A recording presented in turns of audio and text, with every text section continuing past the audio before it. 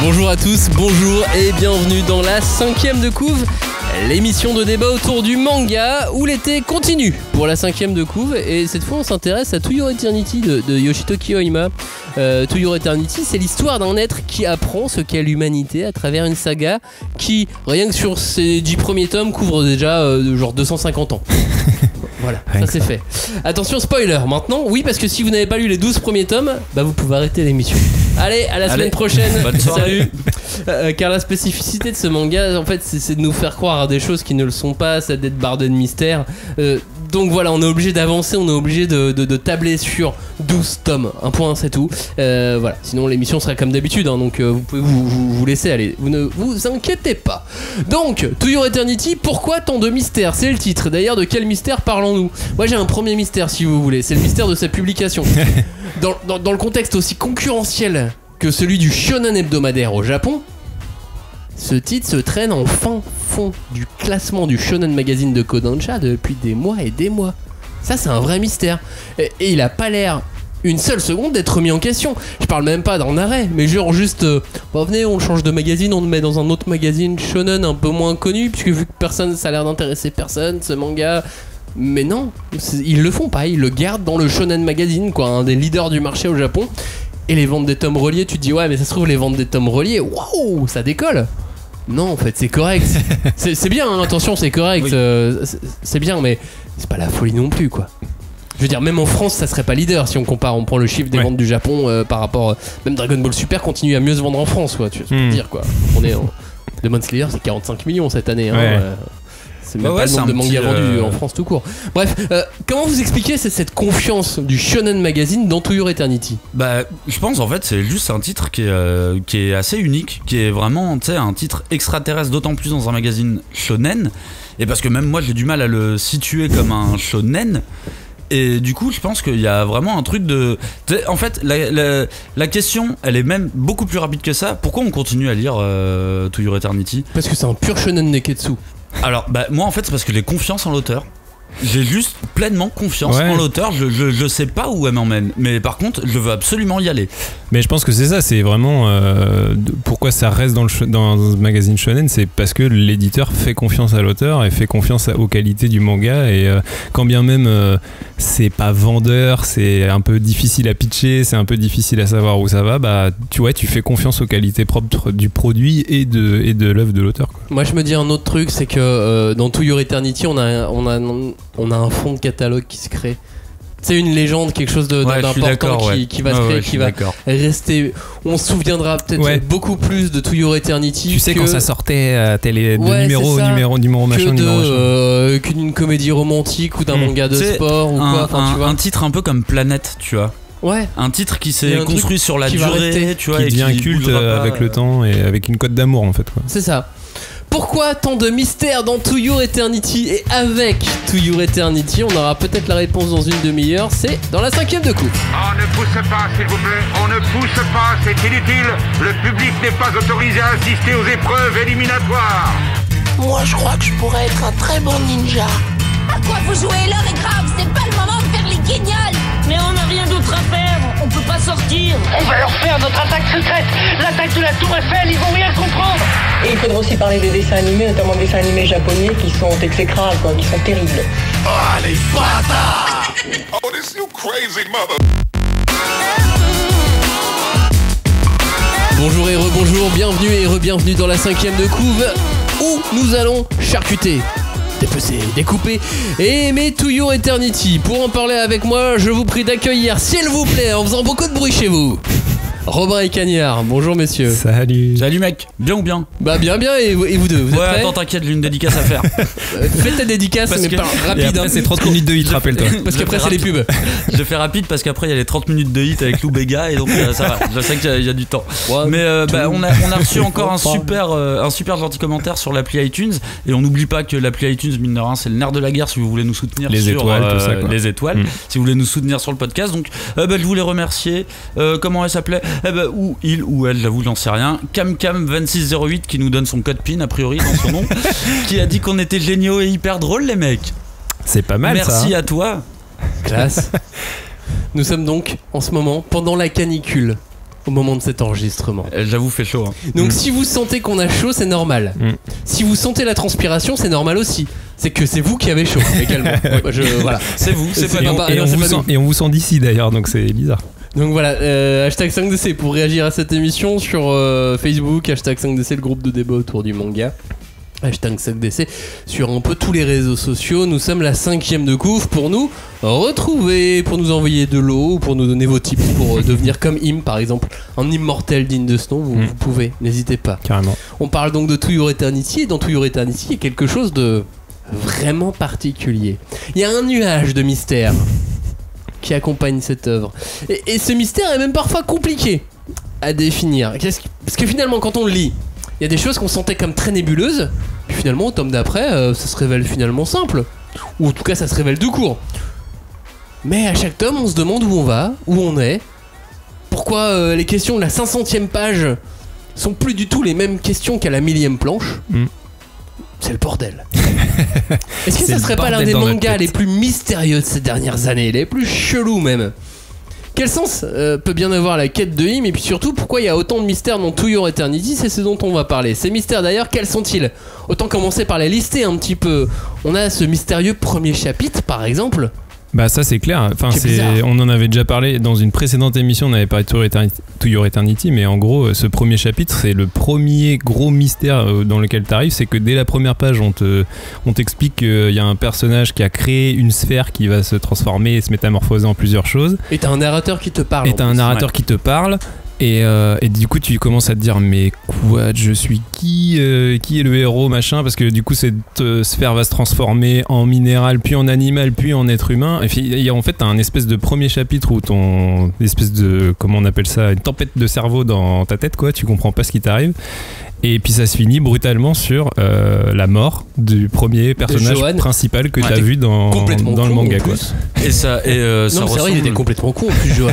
il était brave. Je pense que c'était de toute façon, il est sympa. Si tout le village a bougé et qu'ils l'ont laissé tout seul, je pense qu'il était un peu brave. Tu sais, en plus c'est dans la neige et c'est peut-être comme les Inuits, il laisse un peu les vieux et les malades.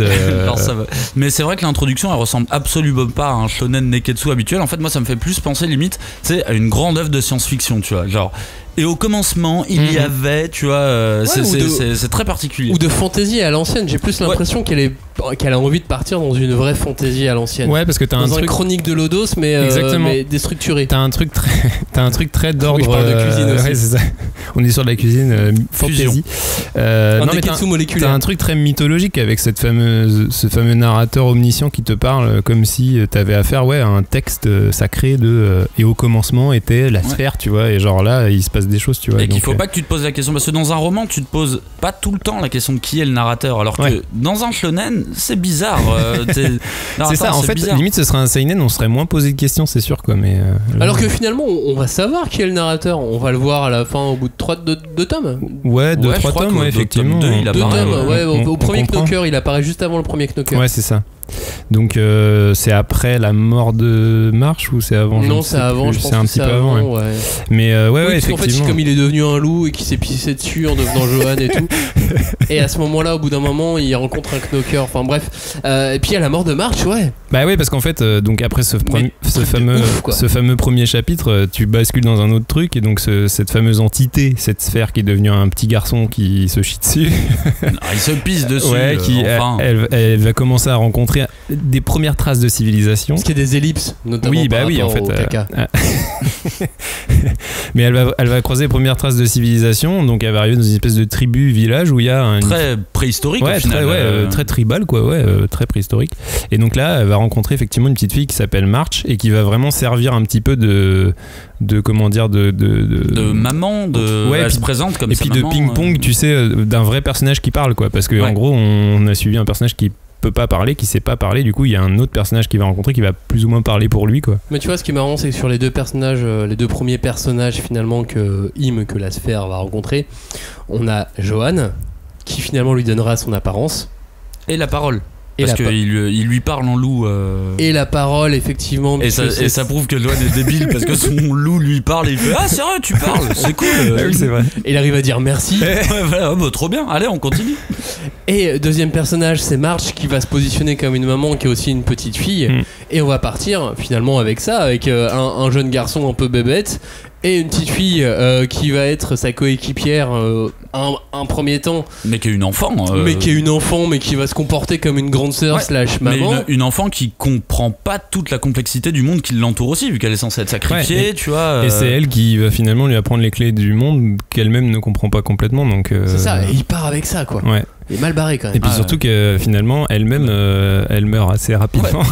Et elle meurt, mais sauf que c'est ça aussi, c'est le premier mystère de To Your Eternity, c'est que et Johan et Marge, elle meurt sans mourir, puisqu'elle reste en lui. C'est ça. Et Marge va rester pendant les 12 tomes un fil conducteur, tu vois, malgré tout, ça va rester une fidèle compagnonne qui veut retrouver absolument en plus. Ouais, qu'il aimerait, qu'il adorerait retrouver. Et Johan, ça va lui donner son apparence, il va même vieillir dans ce corps de Johan. D'ailleurs, pourquoi il fait pas revivre Johan ? C'est bizarre ça. Parce qu'il sait pas trop à l'époque.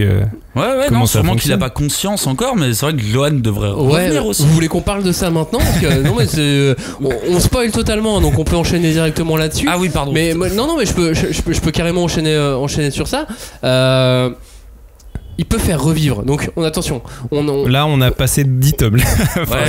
Désolé. On spoil 12 tomes, voilà. Si vous voulez vraiment pas savoir, arrêtez là. Il peut faire revivre des êtres humains morts. On est d'accord là-dessus. Mais pour pouvoir les faire revivre, il faut que le faille, l'âme de l'être humain, ne soit pas partie Ah oui, c'est vrai. Oui, il faut que le fantôme soit encore pas loin. Il faut que le fantôme soit resté plus ou moins là quelque part. Et c'est vrai que le fantôme de Johan ne l'accompagne pas du tout.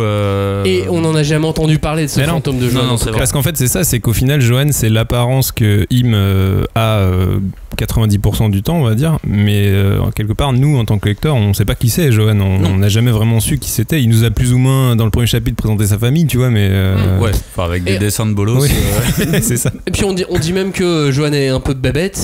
Ce qui fait qu'il a peut-être pas tant de regrets que ça et qu'il a pu partir quelque part plus facilement que Gougou après, parce que finalement l'autre personnage important qu'on rencontre, c'est Gougou en fait. Il est marquant, Gougou. Et carrément. Moi, c'était un de mes personnages préférés. Il a une histoire horrible.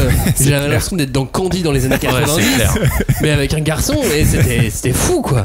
C'est clair. Et puis pour le coup là, pour revenir au thème de notre émission, les mystères, Gougou il a un mystère physique, c'est-à-dire qu'en gros Gougou il a un visage qu'on ne voit jamais, sauf quand il était enfant, quand il nous raconte son enfance, mais en gros il subit un accident qui fait que il est défiguré quoi, et en gros son visage ne nous sera jamais montré, son visage défiguré en tout cas ne nous sera jamais montré nous en tant que lecteurs, donc ça reste un de ces fameux mystères qui flottent tout le temps à la lecture aussi, et là c'est vraiment un truc qui est incarné physiquement par l'un des personnages quoi. Quelle tête peut bien avoir Gougou. Et encore c'est pas impossible qu'au bout d'un moment Im puisse le recréer, tu vois, ou un truc comme ça. Et ça, on sait même pas, parce qu'en fait, on sait que Im lui-même, si il le voit, c'est vrai, pardon. Im a vu le visage de Gougou, nous on le voit pas, mais Im il le voit.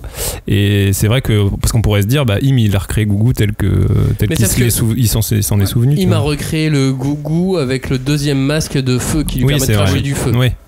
Parce qu'en fait c'est un peu ça aussi le principe de To Your Eternity, c'est que, et c'est pour ça qu'on reste un petit peu dans un shonen, c'est que le personnage principal, l'entité Im, finalement se crée ses compagnons en lui-même quoi. C'est-à-dire que normalement un shonen on a un héros qui suit une quête et qui rencontre des nouveaux personnages, et ce qui est le cas aussi, mais sauf que là il l'accompagne à l'intérieur de lui, puisqu'en fait il est tous ses compagnons. Il est tous ses compagnons, et du coup en fait je peux le mettre en opposition à Dragon Ball, mais il est Ulun, il est Yamcha, exactement. Il est Bulma, il est tout le monde. Et sauf que lui il perd tous ses compagnons. Et du coup en restant dans le cas d'un shonen, chaque compagnon a un peu un rôle et un pouvoir et quelque chose, et Gougou c'est le petit gars costaud qui crache du feu et qui peut être bien utile dans certaines situations. Moi c'est un de mes deux personnages préférés. Mais c'est quand même parce que graphiquement Gougou et Tonali. Il est super classe. On est quand même sur un manga, tu vois, où les trois premiers persos, Johan, Marge et Gougou, enfin moi les trois m'ont fait chialer quoi. Vraiment les trois histoires sérieusement m'ont fait, alors beaucoup de Johan, parce que c'était l'entrée en matière du manga et je me suis dit putain c'est quoi ce truc, ça démarre fort, et en fait tu t'enchaînes l'histoire d'après avec Marge, putain c'est triste, elle m'a peut-être fait un peu moins chialer mais je trouvais ça triste quand même. L'histoire de Gougou elle m'a terminé et en fait c'était que le début. C'était parce que t'es au tome 4 quoi. Ouais c'est ça. Moi il y a un autre personnage qui m'a vraiment fait chialer.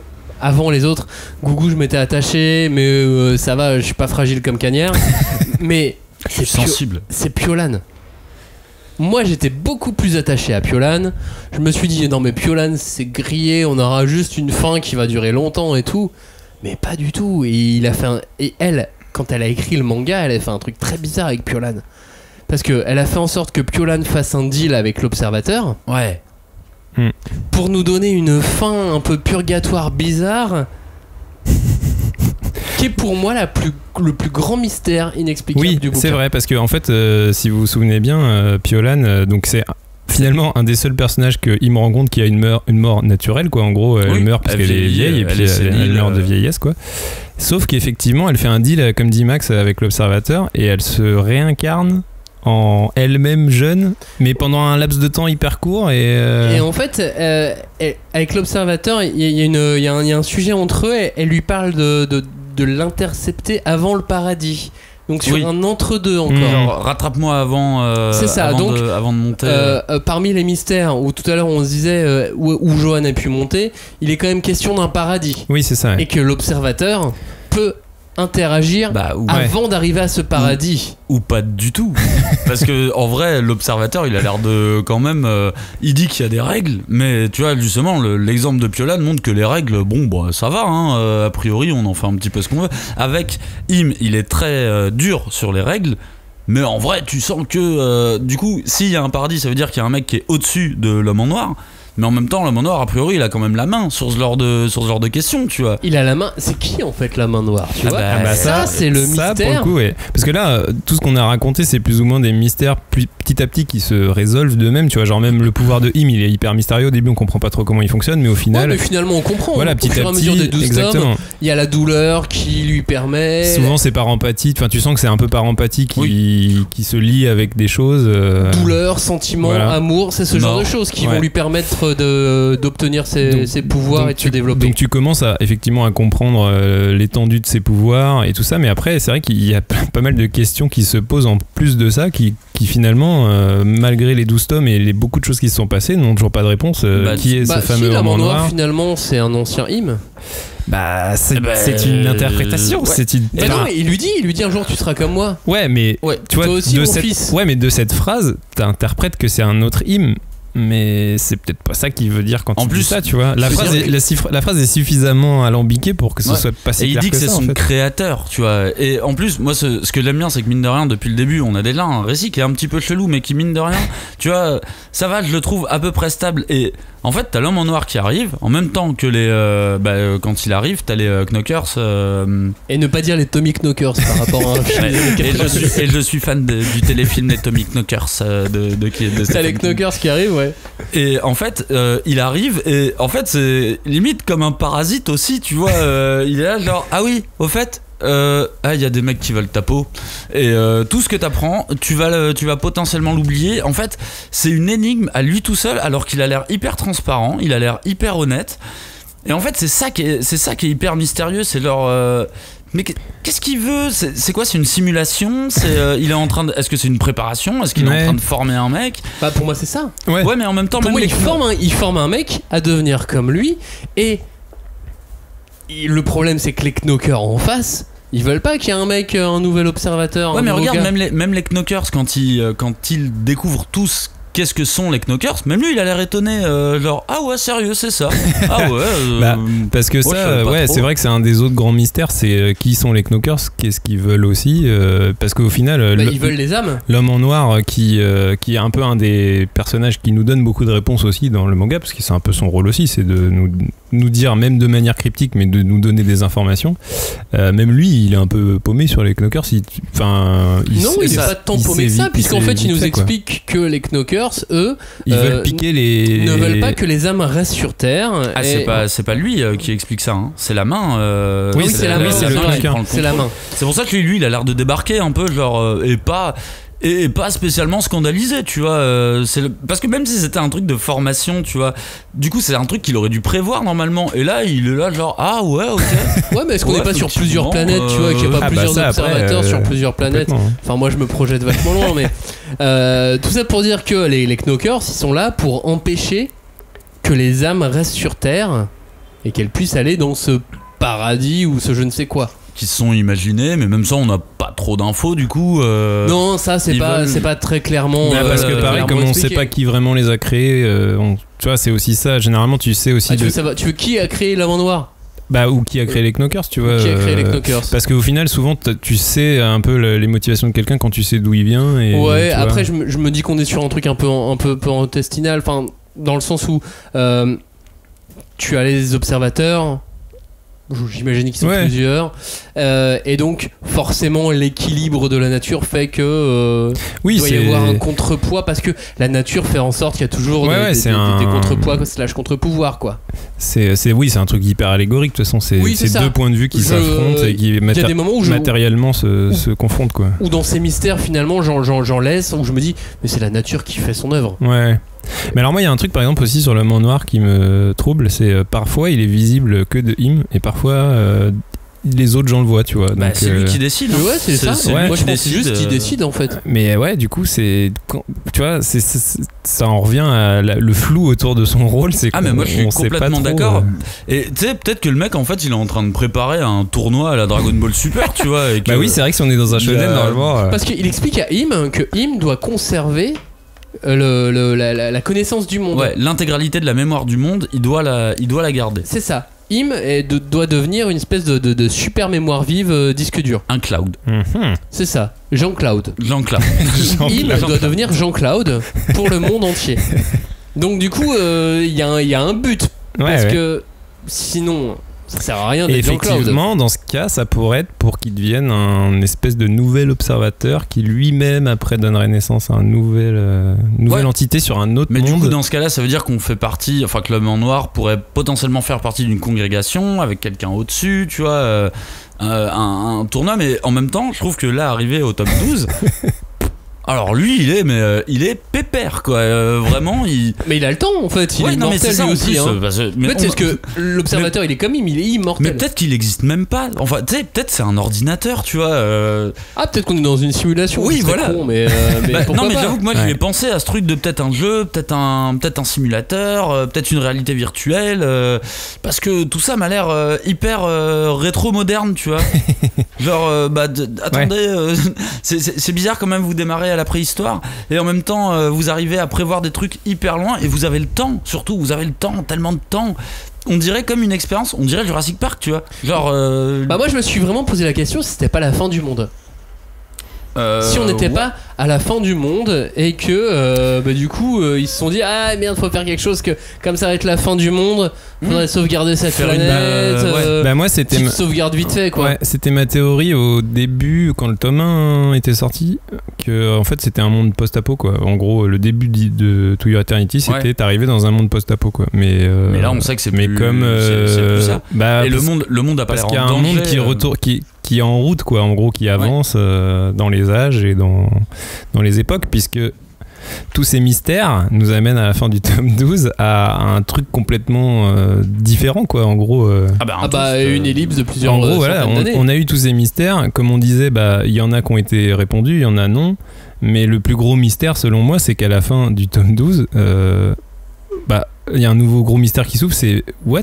Genre là il s'est passé tout ça et là on a complètement changé de registre, on a basculé dans un truc complètement différent, donc le plus gros mystère c'est où est-ce que nous on va nous-mêmes en tant que lecteurs en fait. Et puis il se termine vachement bien hein, avec la dernière vignette là genre allez viens à la prochaine. Moi j'ai adoré. Il se termine vraiment bien. Moi j'ai vraiment classe. C'est d'un point de vue narratif c'est ultra bien maîtrisé et tout, mais malgré tout c'est vertigineux, tu vois, il y a un truc vraiment vertigineux, ouais, c'est le bon mot. Tu vois, je me permets juste de revenir sur le côté fin du monde et donc mémoire du monde et tout ça. Il y a un anime qui est sorti là il y a quelques semaines qui s'appelle Decadence. DK-Dance, D-E-N-C-E. Et c'est pas une compile. Ouais, de c'est pas un genre musical. Ouais. Genre de la Clairement. machina. La soca dance. Et en fait, il est ouf cet anime parce qu'on pige rien au début. Enfin, mais c'est un autre esprit, hein, c'est un autre trip. Oui. Mais c'est juste qu'on est aussi sur un cas de fin du monde. Et Ouais. donc, du coup, je me dis qu'il y a on est peut-être sur une thématique un peu fin du monde que les Japonais aiment beaucoup en général. Ouais, mais si c'est la fin du monde, bah, je trouve qu'ils prennent bien leur temps. Et surtout, est-ce que Im, c'est l'objet d'un dieu ou c'est l'objet d'un démon? Est-ce que c'est le bien ou c'est le mal? Et est-ce que les knockers sont le bien ou est-ce que les knockers sont le mal? Tu vois ce que je veux dire? Bah justement, il n'y a aucune prise de parti à ce moment-là, vu que tout ce que lui explique Léonard, c'est les souffrances, tu dois les apprendre, l'amour, tu dois l'apprendre, parce que même quand... Pourtant, les thématiques du bien et du mal sont là. Bah, elles sont identifiées, mais elles sont quand même bien approfondies, dans le sens, personne n'a raison.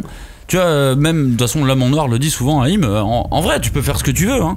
Si tu veux te faire absorber, vas-y, fais-le, tu vois. Mais il y a vraiment un truc de libre arbitre complet, tu vois, Je suis carrément d'accord avec Cagnard. C'est le truc que je me suis dit à la fin. Si je devais donner un sens, entre guillemets, à tout ce bordel dont on a parlé, là, tous ces mystères et tout, c'est vraiment la question du libre arbitre, en fait. Parce qu'en gros, Im, c'est le principe même de son existence, c'est que c'est une entité qui se métamorphose en fonction des rencontres qu'elle fait, et donc potentiellement, une fois qu'elle a évolué, des choix qu'elle a décidé de faire aussi, parce qu'en fait en soi c'est selon les personnages que Im rencontre, qu'il a décidé de rencontrer, avec qui il a décidé de s'attacher, qui va lui-même évoluer, tu vois. Donc on est vraiment sur un truc de est-ce que ta destinée est tracée par un dieu quelque part, et justement le fait que l'homme en noir c'est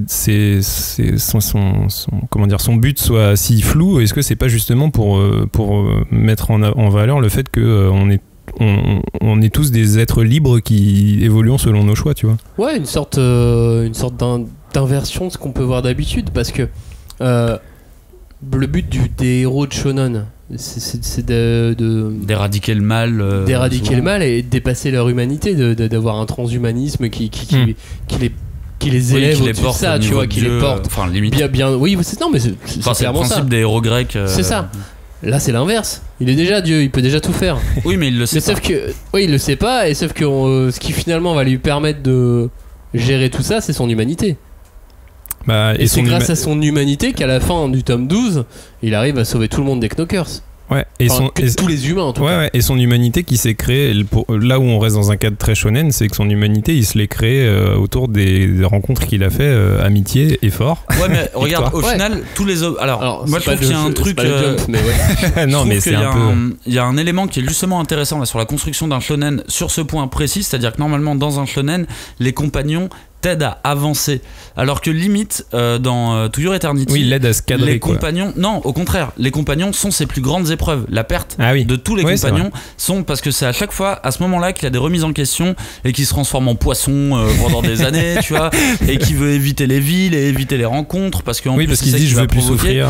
Et du coup, en fait, t'as vraiment un truc qui est beaucoup centré sur la solitude, et en fait, cette solitude, elle provient de la perte des compagnons, mais qui en fait, bah ça va, c'est des fantômes en fait. Et c'est là qu'arrive Bonchon.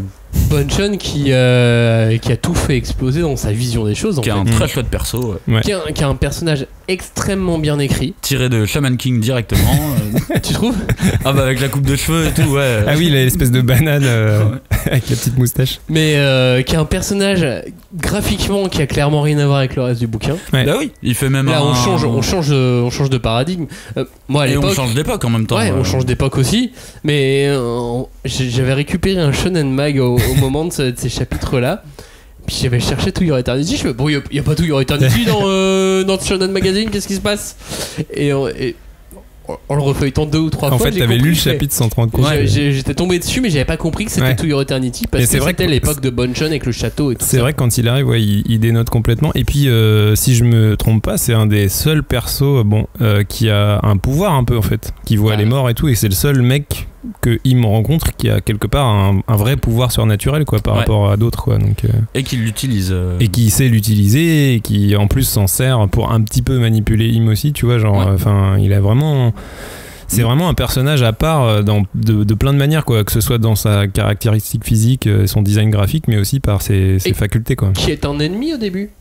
qui est un ennemi quelque part, qui devient son ami. Ouais. Très vite fait ennemi quand même. Ouais, très vite fait ennemi, mais malgré tout, c'est son Yamcha. De toute façon, il a pas. En vrai, il a pas. C'est aussi un truc que je trouve hyper intéressant. C'est qu'il a pas d'ennemis à part les Knockers, tu vois. Ouais. Il en a pas en vrai. Bah si, il a la guilde. Oui, il y a les religieux là. Les religieux, oui. L'ordre Bennett. Mais en vrai, il s'en bat les couilles de Lord Bennett, tu vois. Bah non. Jamais Lord Bennett rentre dans son ordre de réflexion, tu vois. Ouais, mais là, bon, on va avancer en termes d'antagonisme, c'est limite l'entité qui le fait souffrir le plus quand il le fout dans une cuve. Je dirais que c'est les Knockers qui le font quand souffrir il le le fout plus. dans une cuve et qu'ils le font fondre pendant je sais pas combien de temps là. Ouais, mais les Knockers lui retirent ses souvenirs. Il en chie pas mal. Je trouve que c'est quand même à un autre niveau. En vrai, Lord Bennett, moi je le trouve pas si dangereux que ça, tu vois. Pas si dangereux. Malgré tout, tu vois, à la fin du tome 12, il faut quand même que Ayase se sacrifie pour mettre fin à cet ordre. Oui, bien sûr. Donc il a quand même fallu un sacrifice d'un des proches il est même pas spécialement pour qu'il existe, tu vois, pour que cet ordre prenne fin, même si on sait pas d'où il vient finalement cet ordre. Et on sait pas ce qu'il défend, on sait pas en quoi il croit exactement. Ouais, ça vient des écrits de la garde / les écrits de Tonali. Ouais. Tonali, autre personnage ultra important dans ce manga. Vous pensez qu'elle est amoureuse? Moi j'arrive pas à me décider. Est-ce qu'elle l'aime profondément d'un amour marital, tu vois? Est-ce qu'elle aime Im? Moi j'aurais dit oui quand même, mais ça, tu vois. Moi j'avoue que je sens la porte de sortie et en fait je sens la lueur d'espoir, tu vois. Je sens la lueur d'espoir à 200%. Et ouais, je sais pas. En même temps, le sentiment amoureux, il est très très étrange dans True Eternity. Parce qu'elle est malgré tout subjuguée, même littéralement, parce que pour elle, c'est un genre de dieu, tu vois, Im et tout. Oui. Donc, et tout le monde le prend comme un dieu, et tout le monde veut le préserver, tu vois.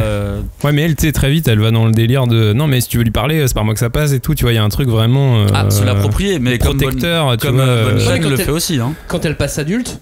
Ouais, et en plus après, il y a quand elle passe adulte. Quand Tonali passe adulte, je trouve que ça change énormément de choses.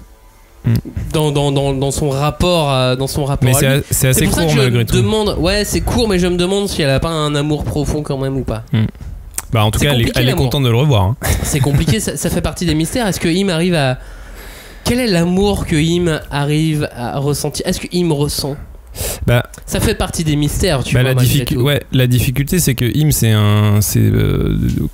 on va dire, dans son essence, c'est un être pluriforme, tu vois. Il peut être à la fois un animal, un minéral, un homme et une femme, tu vois. Donc du coup, déjà, ça pose la question de nous-mêmes en tant qu'être humain. Est-ce qu'on est attiré par tel sexe? C'est parce que biologiquement on est programmé ou quoi, tu vois. On sait pas. Et en fait, comme lui, il peut changer à loisir entre guillemets, même si c'est pas exactement ça, mais il a l'air de s'en foutre. Et en fait, du coup, c'est ça. Est-ce que du coup, ce fait qu'il ait une diversité de formes fait que il est incapable de s'attacher Ouais, mais si, est-ce qu'il s'attache à Fa à la fin? Non, mais en fait, il s'attache à plein de sentiments. Des sentiments, il en a. C'est des sentiments. Il a des sentiments. Il est attaché. L'humanité, on va dire. Ouais. Après, des sentiments. Il est pas attiré sexuellement par. Là, pour l'instant, je n'ai pas l'impression. Mais après, c'est possible que et ça même vienne si aussi. J'ai eu l'impression d'avoir un amour, de voir un amour très fraternel avec Fa.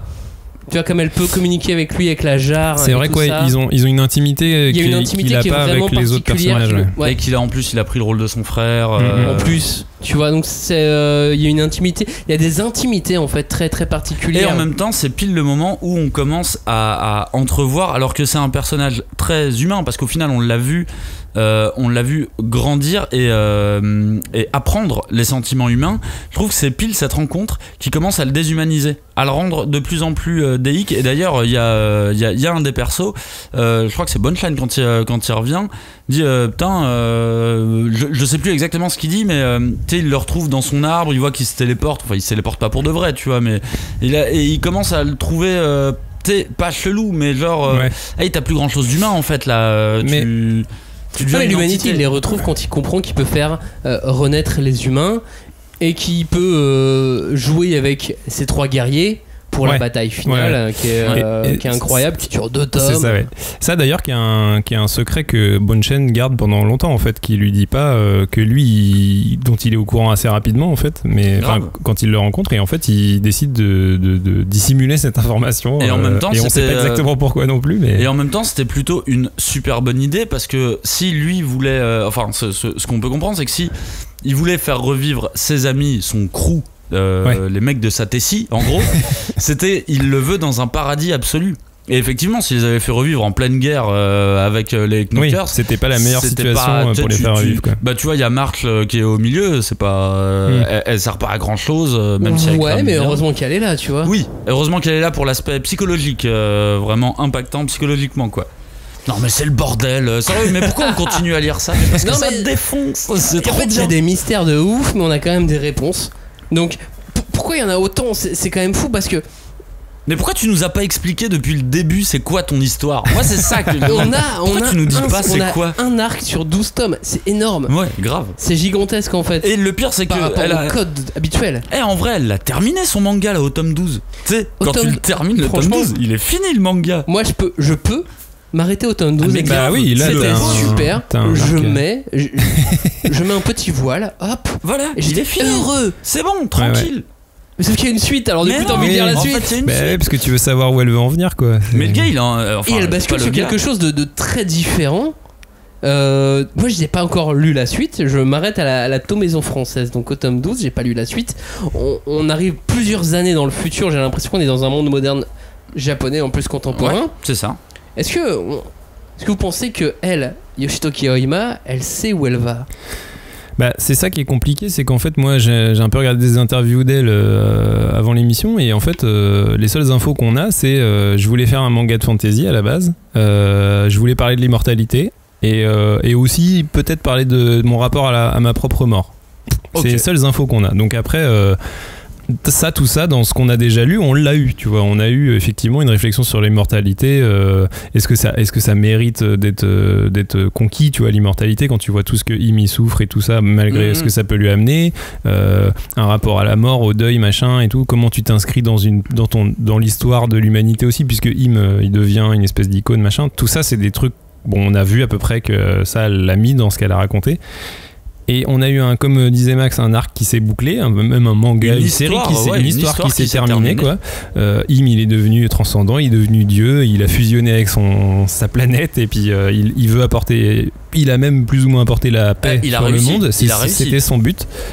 Et puis là en fait c'est pas fini, les gars, là on recommence, on est reparti. Et c'est ce qui me fascine, dans ce titre, c'est l'ambition mais démesurée, complète, qui est folle, tu vois, d'un bouquin comme ça, qui déjà fait des gros flash forward, des sauts dans le temps, et là t'en as encore 250 ans sur 12 tomes, c'est rare. Ouais. Et là t'en as un qui a encore, parce que moi du coup j'ai lu quelques chapitres après, parce que j'avoue ça me titillait de ouf quand même de savoir ce qui allait se passer après, et là t'as encore un truc. Et les chapitres sont disponibles en simultrad. Ouais, en simultrad. Et en fait, là, moi, quand je vois ça, je pense à 2001, l'Odyssée de l'espace, quoi. Bah vraiment, ouais. Tu vois, c'est livre monde, livre univers.